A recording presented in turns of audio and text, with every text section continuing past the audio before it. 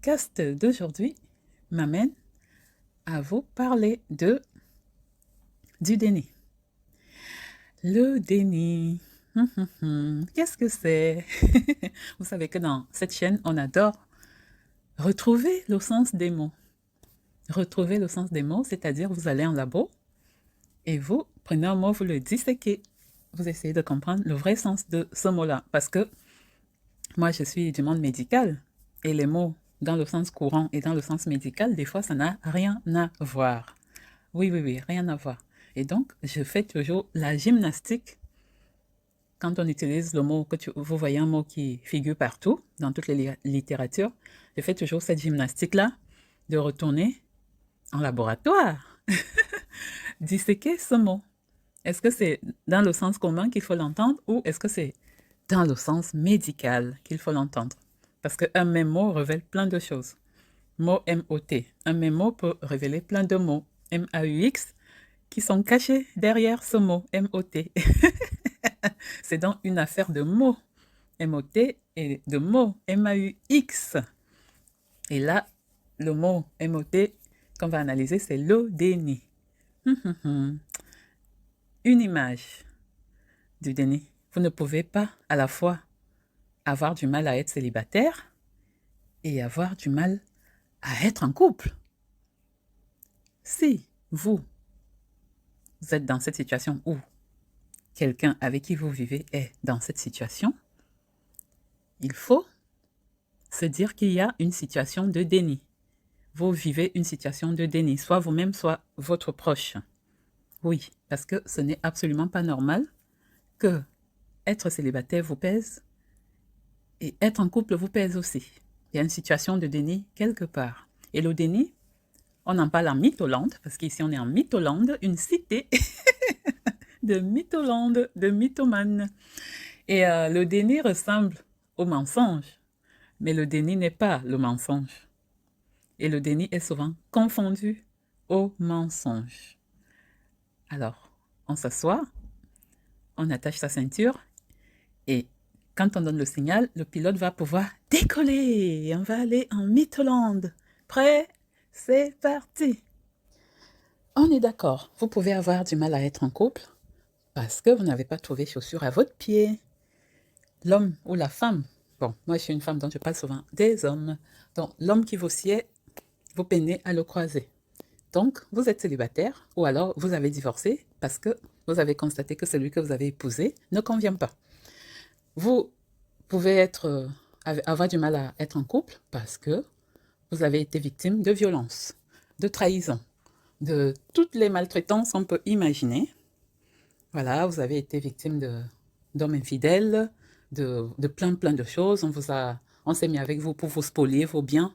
Tout ça, on le met dans la trempe maltraitance et physique et psychologique. Ou maltraitance physique ou psychologique. Et donc, vous n'avez plus confiance en personne. Vous avez tellement de blessures que vous êtes traumatisé du couple. Vous devenez célibataire. Voilà, moi je connais un ex qui me racontait que voilà, sa grand-mère avait renoncé à être en couple toute sa vie quand elle avait découvert que son mari était pédophile. Et cet ex-là, son père avait été victime de pédophilie et lui-même aussi. Donc, c'est pour vous dire que dans des situations aussi toxiques, dans certaines familles, une personne proche, en l'occurrence là, c'était sa grand-mère, avait renoncé à être en couple et avait expliqué ça à son petit-fils.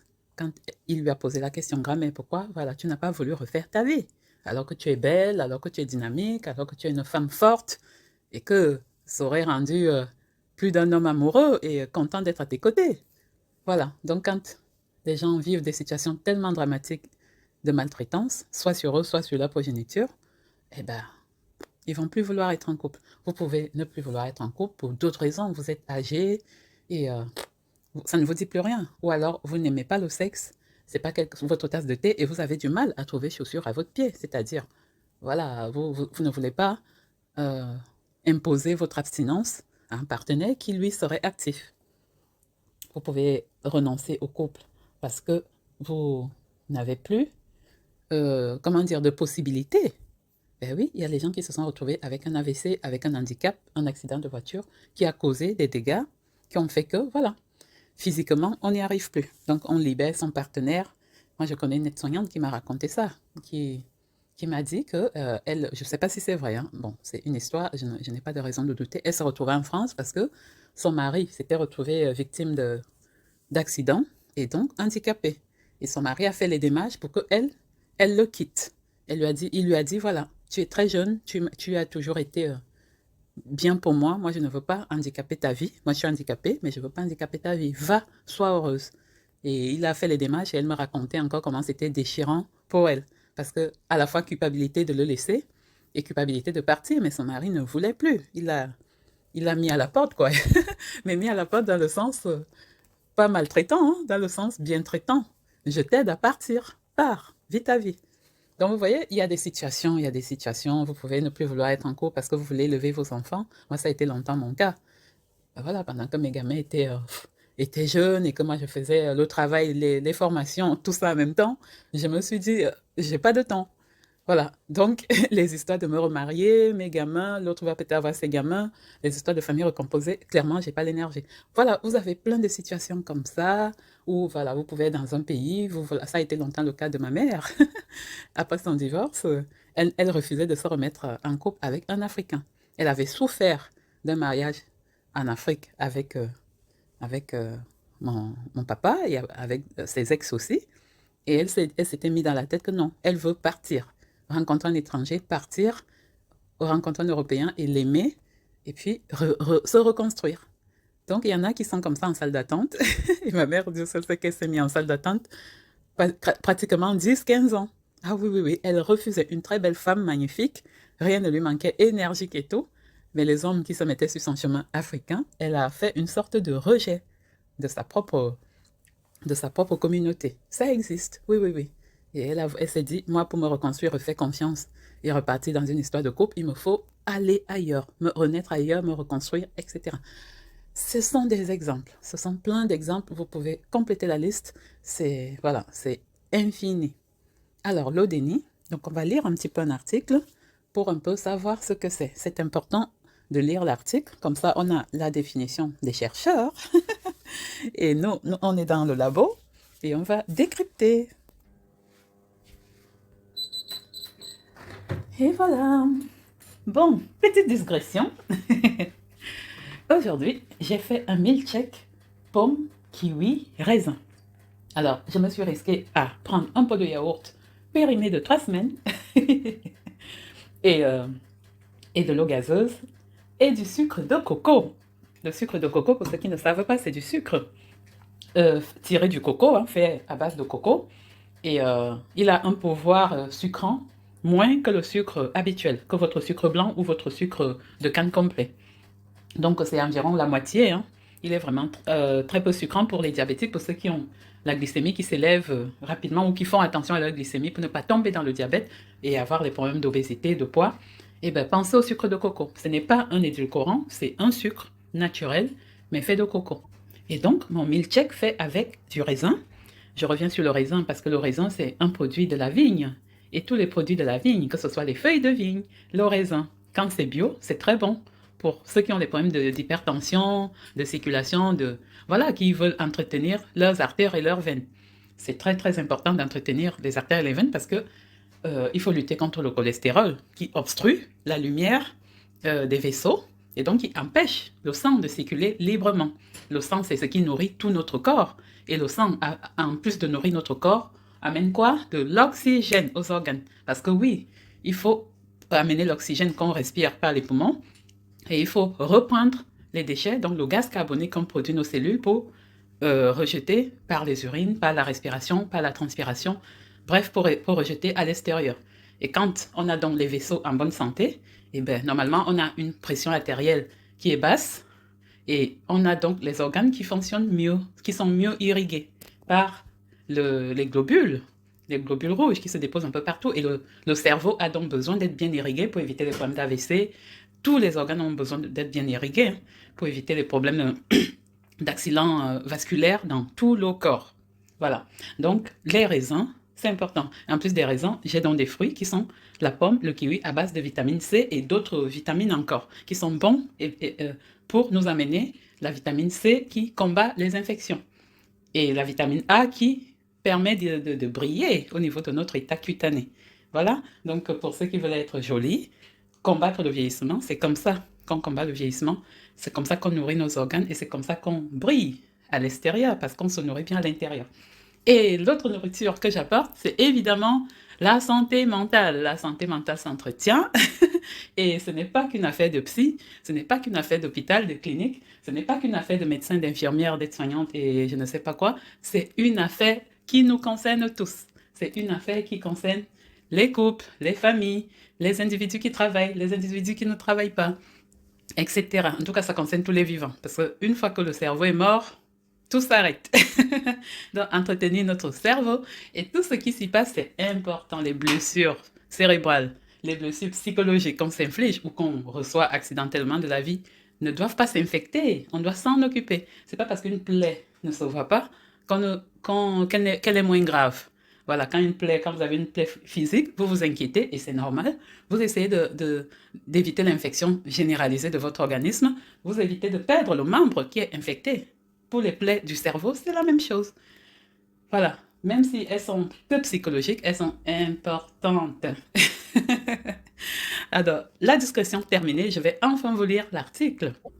Il faut préciser que manger 5 fruits et légumes par jour doit être un repère qu'on donne à tout le monde. Là, j'ai mangé mes 3 fruits, pommes, raisins, kiwi. Et là, je mange mes 2 légumes. Enfin, c'est plus de 2 légumes parce que j'ai fait une pizza de poivron, aubergine. J'ai rajouté on va dire, champignons et des courgettes. Voilà. Donc, manger 5 fruits et légumes par jour. J'ai envie de dire manger plus de 5 fruits et légumes par jour, c'est important. Et manger salé, même le matin, c'est possible pour manger le moins sucré possible. Donc, les adeptes du pain beurre confiture vont vouloir m'égorger, mais c'est pas grave. Oui, certains mangent avec des produits bio et chers pour entretenir leur santé, pendant que certains investissent leur argent pour les sacs Chanel, Vuitton et compagnie. La vie, c'est les choix. Sur ce, trêve de digression définitivement. Le déni. Qu'est-ce que tu veux nous raconter de toi? Alors, être dans le déni. Le déni de soi, quelles sont les conséquences d'une relation?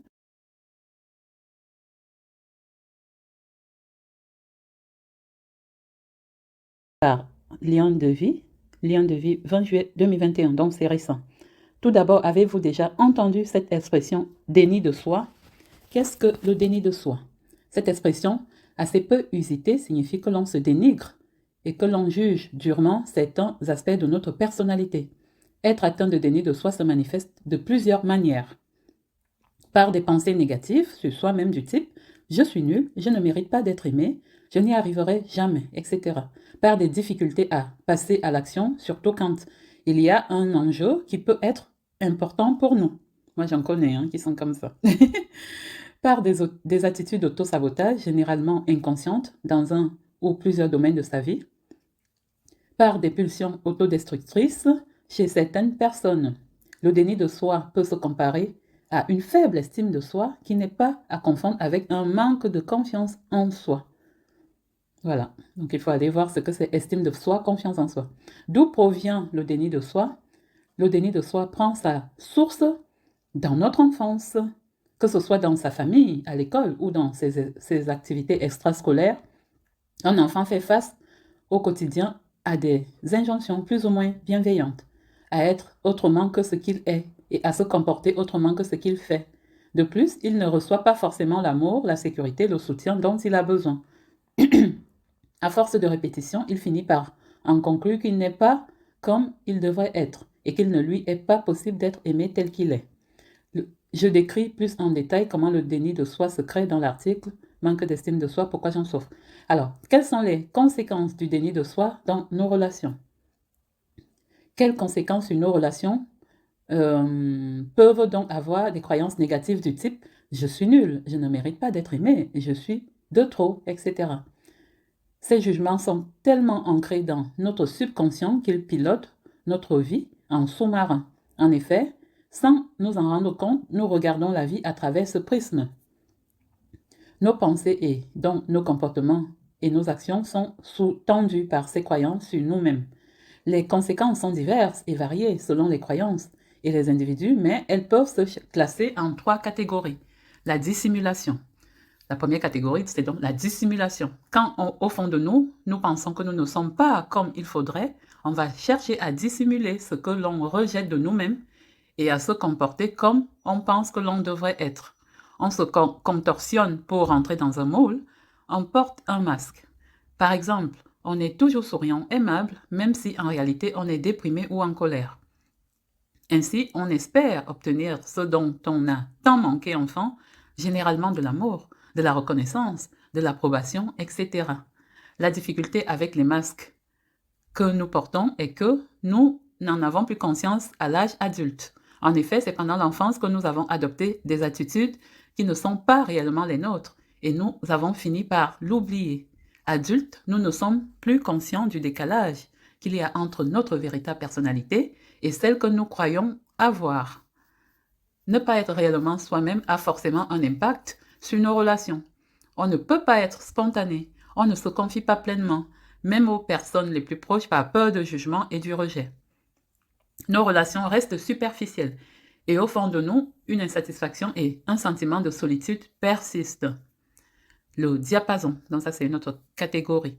L'être humain est un être de chair et d'os, mais également de psyché. Or, la psyché n'est pas matérielle, mais énergétique. Nos croyances, nos pensées, nos émotions, tout ce qui compose notre psyché vibre à une certaine fréquence. Exactement comme un diapason.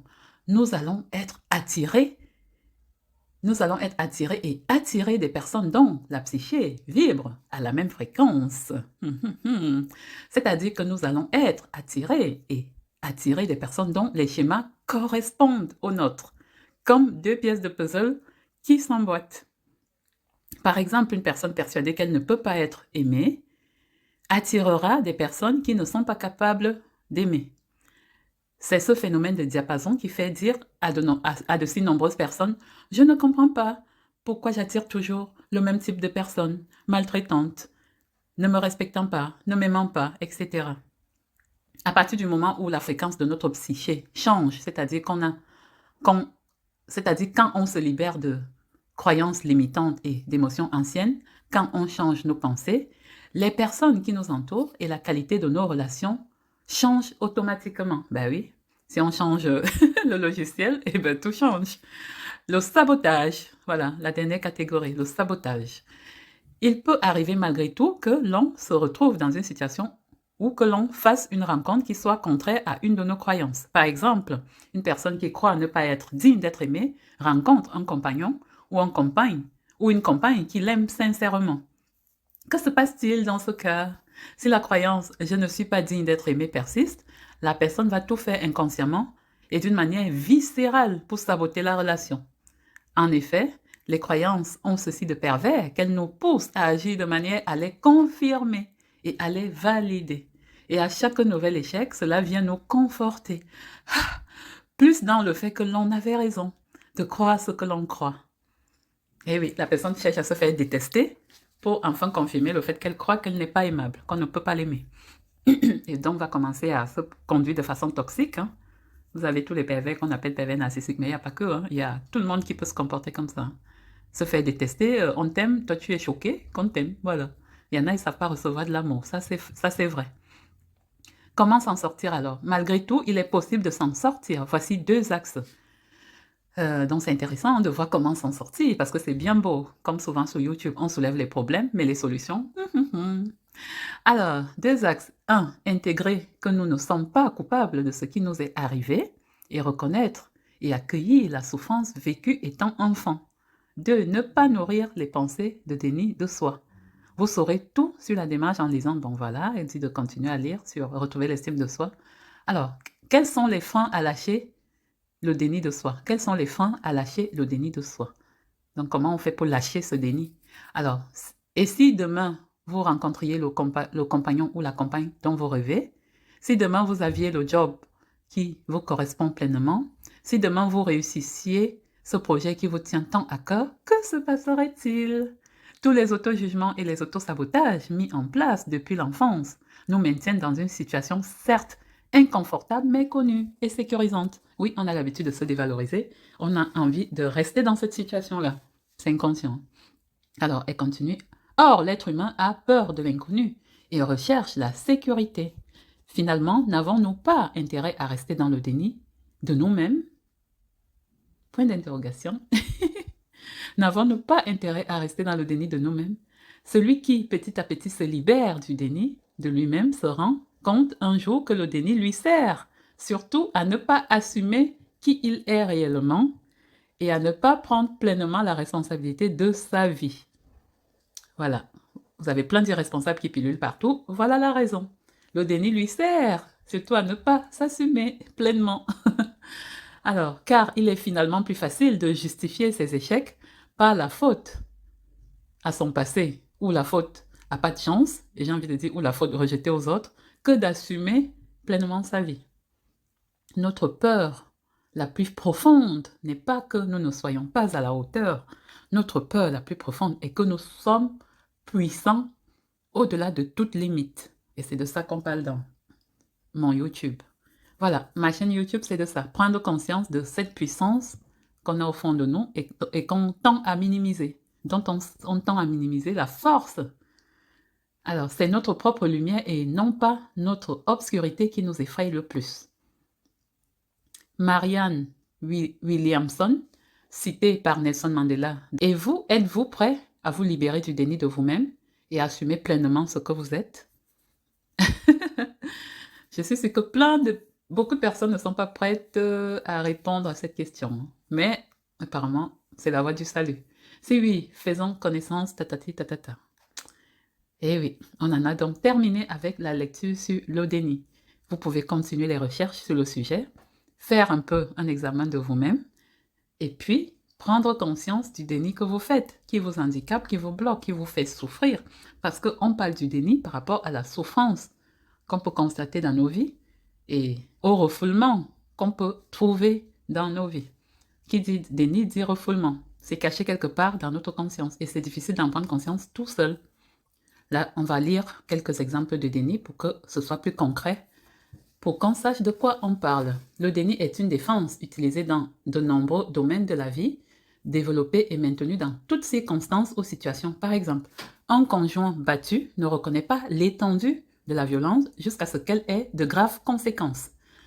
Une personne voit par la profondeur du dysfonctionnement de sa relation principale jusqu'à ce que... Alors, une personne ne voit pas la profondeur du dysfonctionnement de sa relation principale jusqu'à ce que son partenaire lui dise qu'il veut mettre fin, qu'il veut y mettre fin. Donc la personne, elle sait que ça va pas, mais elle fait comme si tout va bien jusqu'à ce que un jour, bam, elle se prend la rupture dans les dents et fin de ne pas avoir vu venir. Vous voyez par exemple une femme qui reste 10 ans, 5 ans avec un homme qui ne veut pas l'épouser et qui croit que tout va bien et qui croit que c'est normal, par exemple, c'est un exemple. Hein.